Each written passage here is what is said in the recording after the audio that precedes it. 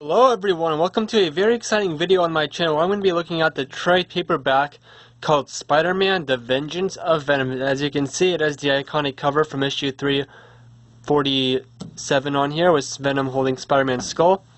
This is the back, and it shows issue 362's cover with Venom and Carnage both attacking Spider-Man. As you can see, it collects Amazing Spider-Man 332 to 333, 346, 347. Carnage's first appearance, which was a trilogy of issues, 361 to 363, and then Amazing Spider-Man 374 and 375. My favorite Spider-Man story ever, Spider-Man: The Trial of Venom, and material from Amazing Spider-Man 373, 388, Annuals 25 and 26, Peter Parker, Spectacular Spider-Man Annual 12, and Web of Spider-Man Annual 8. Now, all of that might seem a little bit familiar if you guys have the omnibus called The Amazing Spider-Man vs. Venom. I do not have the omnibus. Instead, I have The Birth of Venom trade paperback, this book, and then the Maximum Carnage trade paperback, which I'll make videos of as well, so it's very far day in the future. I love this art. Of course, it's all written by David Michelinie and drawn by Eric Larson and Mark Bagley. Eric Larson drew issues 333, 332, 333, 346, and 347. There's an omnibus that collects his works of Spider-Man in the Amazing Spider-Man title as well. Oh no, it also collects him in Spider-Man 1990 with the third Sinister Six story. Anyway, or he did the second and third Sinister Six story. Anyway, it doesn't matter. So we're talking about Venom here.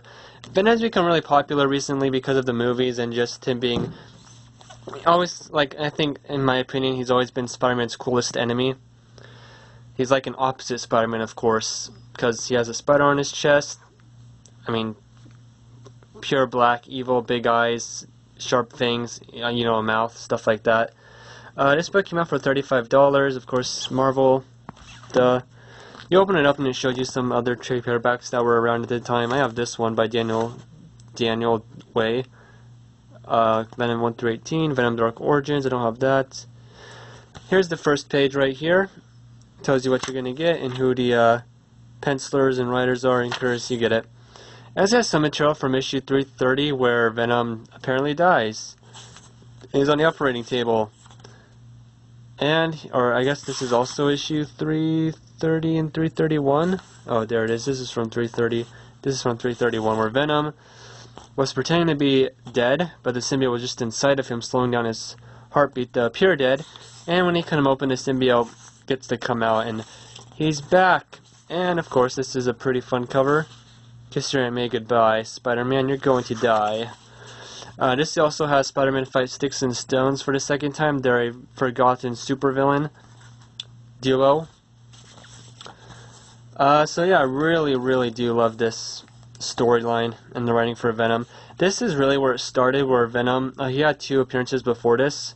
This is where it started for him being a little bit more of a hero, because he's saving a baby from drowning. He's all about innocence, so that's why he does it. And, well, he also has a lot more jokes and fun when he, is doing his activities. So, the crazy thing about here, Sticks actually touches the Venom symbiote, and apparently it kills it. But, of course, it's revealed no, and this is where, on issue 344 and 345, he has a cellmate, Cletus Cassidy, and leaves a bit of the symbiote behind.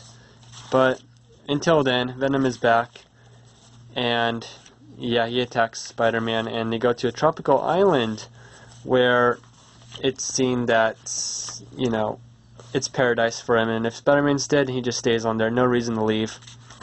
Then there's Carnage's first appearance. So this does jump around, but at least it 100% has a whole bunch of Venom inside of it. Actually, it's all Venom inside of it. And Carnage.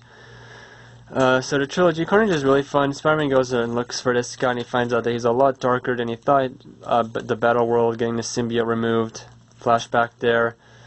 And Carnage is a lot stronger than Venom, even though he's skinnier. And he has new tricks, like he can throw parts of his symbiote like weapons. And his whole body can turn into, like, goop. Oh, I guess that wasn't his body. I guess that was like part of his arm. He pulled Spider-Man through the wall. Anyway, you get the point. He just kills people randomly. So Spider-Man determines that he has to team up with Venom to stop him, and he brings along the Human Torch to help him do that. They fight. They lose. They kidnap J. Jonah Jameson. They find him at a rock concert. Carnage, again, more Fantastic Four. The Trial of Venom, where Venom pretends to go back to normal and be a good person, and then, or Eddie Brock does, and the symbiote comes out. And yeah, it's a really great story. I forgot how great these stories were when I was first reading them. I mean, my gosh, this is why I love comics. I really would recommend this for anyone. Venom escaping again in an issue for a page he's in. And then, of course, my favorite Spider-Man story, 374 and 375.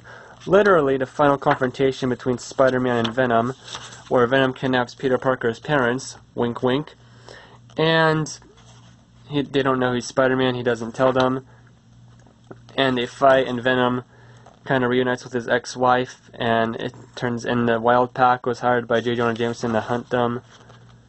Anyway, Venom and Spider-Man actually work together to save Anne Wayne.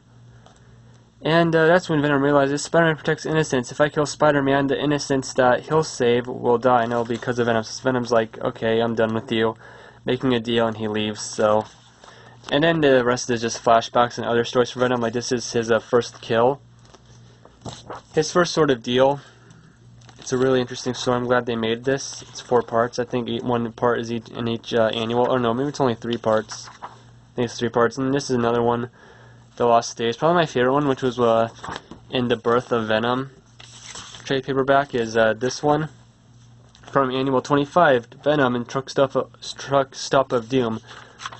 And this was the first 100% solo Venom thing I ever read, and I actually really liked it. I also really liked the artwork. I don't know what it was about it, but yeah, and that's it. Yeah, the last page of that story. So some more covers. I guess this was the original cover. Another picture for that, and then some more collections. There's Birth of Venom, Kraven's Last Hunt, Death of Jean DeWalt. These are probably the better ones than the back page. Anyway,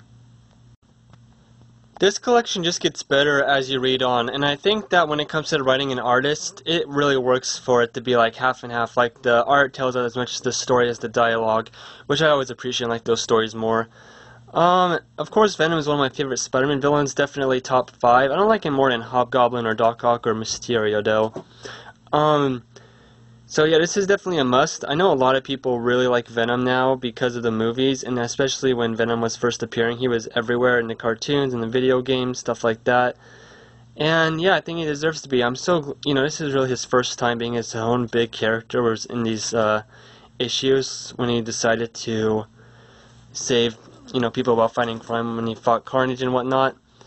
And this really did a good job, a lot better job, I think, for him being a character in issues than his first appearances, because, yeah, they also talk about him being betrayed by, I don't know, quote-unquote betrayed with Spider-Man and his Sin Eater story when he got the wrong man. But other than that, I really do like this collection. Really fun. I love the arts for Venom. I don't know if I like Eric Larson more than Mark Bagley. I actually might. Actually, nah. I don't know. Venom's a lot more clean, so maybe people think that's a little bit more boring than this. But oh, and this is a really iconic image. Like I said, 346. Oh, did I call this? No, I didn't. Yeah, 346. I know a guy. He commented on my main channel, The Real Super Sam, who has his first profile picture, who I've watched for years. Anyway. So yeah, again, just in this first story of Carnage, it set up the character really, really well. So of course, there's way bigger collections for Carnage. Like, they have Carnage Epic collections now, just like they have Venom Epic collections. So that's kind of surprising that they're doing a Volume 2 for Carnage. But anyway, love it. The Trial of Venom with Daredevil, they actually do it really well. I was surprised that it's a lot shorter than I thought at first, and how Spider-Man just tricks Venom with holograms. That was a little bit weird, but whatever. And right here, he does have this sort of morality. There's this one guard who was torturing him in his cell, and then he, yeah, look at that. Literally uses the symbiote to pop his head, like a zit. And then for the guy who was nice to him, he just knocks him out into unconsciousness, which definitely, who wouldn't take that over death? This issue, I like this cover as well, where Venom, they actually have some great continuity with this broken glass being what Richard and Mary Parker used to break out of their rope around their arms that are tied together. Anyway, they have this fight like a carnival. It's kind of funny. There's this Actually, yeah, that's kind of weird. Venom tries, or accidentally almost kills someone. I mean, the guy shot him, but still. And this scene with this little girl who he doesn't want to be her to be scared of him, and then this clown punches him out. Anyway, Silver Sable. That's like her only panel is right here in this story, but whatever. As you can see. So yeah, they do a great job with Eddie Brock and Venom, and they do explain a lot of plot holes when it comes to the first kill story about why Eddie Brock and the symbiote are just so close together. I don't know if it's said right here, but he says basically like the symbiote, when it was for Peter Parker, basically was like his servant, and now he and Brock are like half and half, so they get along a lot better. Yeah, that's why Venom's partly stronger than Spider-Man. Maybe, is Venom? Yeah, I would say he is. I don't know. So yeah, really great these were definitely the best stories for Venom's growth. Look at that. Look at that picture. Crazy. Alrighty then. Like I said, the stories in here get better as they go on, and I think that I like this more than the Birth of Venom, but maybe not as much as the Maximum Carnage stuff, so that's just me thinking off the top of my head. With all that said, I hope you guys enjoyed. Not much to say about it. I mean, it's Venom's history from when he really started to be a character and up until he went off his own. There's Venom Lethal Protector, and he became an anti-hero, and of course this ends in issue 375, but in issue 378 it's Maximum Carnage. I think part 3 is that issue of the main storyline, but that's where Venom returns, and he and Spider-Man and a whole bunch of other heroes work together to fight Carnage and his sick, twisted family. Oh, yeah, maybe I should talk about more about Carnage, because he takes up a good about a third or a quarter of this. He just goes around and he really rated M murders people, and he thinks that Law and Order is bad and it's a joke and all that. Some of these panels are so iconic to me because I had this guide growing up about Venom, and it was made in like the mid-2000s, and so they didn't have much pictures of you, so I actually have them in the comic book now. It's really cool. So there is some crazy things with him, but there's nothing like he throws a baby off into the sky and you have to save him. So yeah, they do a great job making him be completely different from Venom, and not just in color scheme or just name, but with his attitude and his powers and his just insanely demeanor of making jokes and whatever and whatnot. It goes back to his orphanage where he grew up, which was burned down by him. Like I said, they do a great detective mode in this, with Peter Parker figuring out Cleus Cassidy's origins and just this kind of sick man, how he pulled a guard through the bars without his symbiote, and he burned down the orphanage, and I think he killed this girl there as well. But yeah, that's all I have to say right now. So, really great story, of course. There's some more little things I could talk about, but this is more about Venom and this thing just off the top of my head. So, that said, thank you so much for watching, and have a great day.